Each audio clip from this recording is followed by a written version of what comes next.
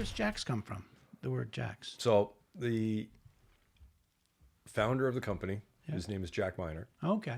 So he's Jack, and he had a job that he lost back in, I guess, 30 years ago. He was an engineer, and he let me back up. So he lost his job as an engineer. He had a young family. He needed to support. He found a local dealer in Ohio that gave him a job, and he says, "Oh, do you know how to detail cars?" He goes, "Yeah, of course I know how to do that."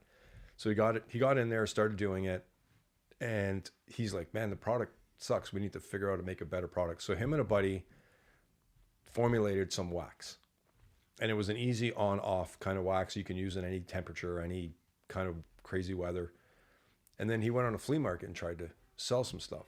So he sold a bunch of stuff. Then he went around to a bunch of other used car dealers and told the used car dealer, "Hey, would you buy my wax?" And the guy says, "Yeah, let me try it." So the guy goes, "What's your name?" "Jax." And he wrote Jax like that. Oh, trip.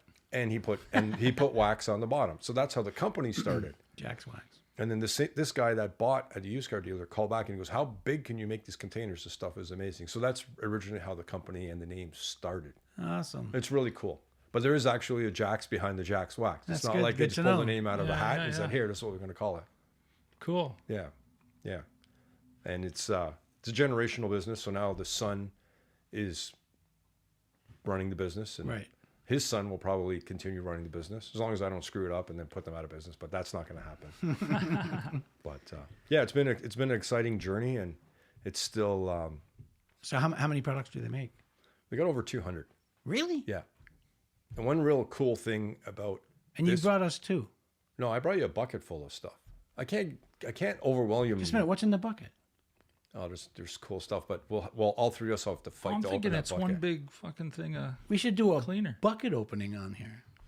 Yeah, we should. I thought it was a bucket of liquid of something. You know what? We'll have to do another podcast. Yeah, we will. Well, I'll come and work and help you clean your truck, and then we can show the stuff how it actually works. I'll bring my truck to your studio. that'd be sick. Yeah, we can do that too. That'd be We'll cool. do a combination show, a crossover. Yeah, That'd be cool. Yeah. but yeah, it's just it's a sample. It's a I'm kit we teasing, put man. together. I know, but it's a sample thing of what we do. But cool thing that they do that is different than a lot of people is, so for example, they believe they make the best chemicals, and they do. When you use them, you're going to call me and say, "Holy shit, this stuff is good." But for towels, they partnered with a company called Wright Company, which is probably the best American towel supply company out there. So they partner with them. So they found all of these guys that have niche markets, and they're like, "Hey, we're going to sell your stuff, and we're only going to sell the top quality of stuff that we can." Instead of going out there and saying, "Well, we're going to copy somebody's stuff and we're going to put our own name on it." So their whole idea behind it is we only carry what's the best, and we only sell what's the best that we can get. Love it. And it doesn't have to be theirs. Doesn't have to be theirs. That's Correct. that's respectful. Yeah. Wow. Yeah.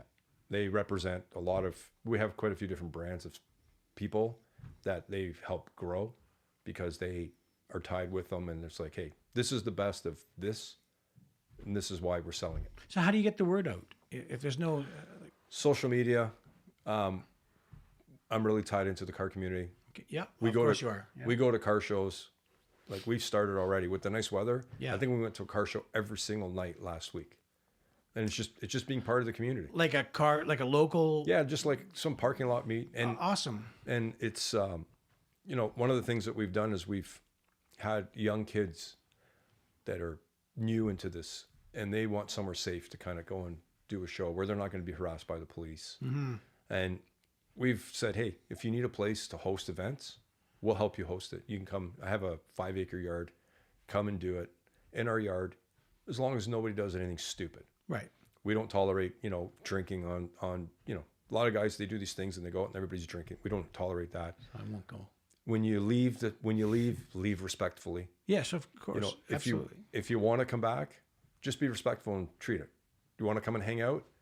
We'll host everything. We'll put up tents. We'll bring you music. We'll do everything. But just be respectful in what you do. Like, have a house party in my backyard. Just don't destroy my backyard. Absolutely. And so far? It's been great. Perfect. Our first meet, we had 350 cars. No kidding. Yep. That was last year, and we were totally overwhelmed. We did a July 1st party.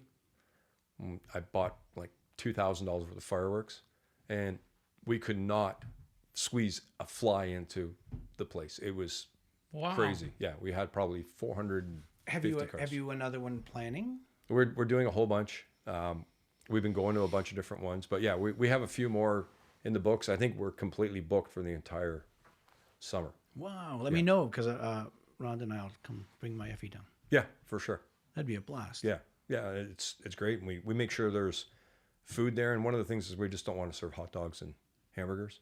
So we find local restaurants or somebody that has like a trailer they can come and they can sell, pulled Barbecue. pork or whatever. Beautiful. Beautiful. Yeah. Just, we were talking to a lady this weekend. She makes cookies and like home baked stuff, but she's got a small bakery. And I'm like, why don't you come and sell your stuff at our event? People like baked stuff. Like I'm a sweet tooth kind of guy. Big time. I can't go to bed unless I have like half a pack of Oreo cookies or something, right? But yeah, just, we always try to make it new and exciting. And I always try to make it as interactive for the community as possible.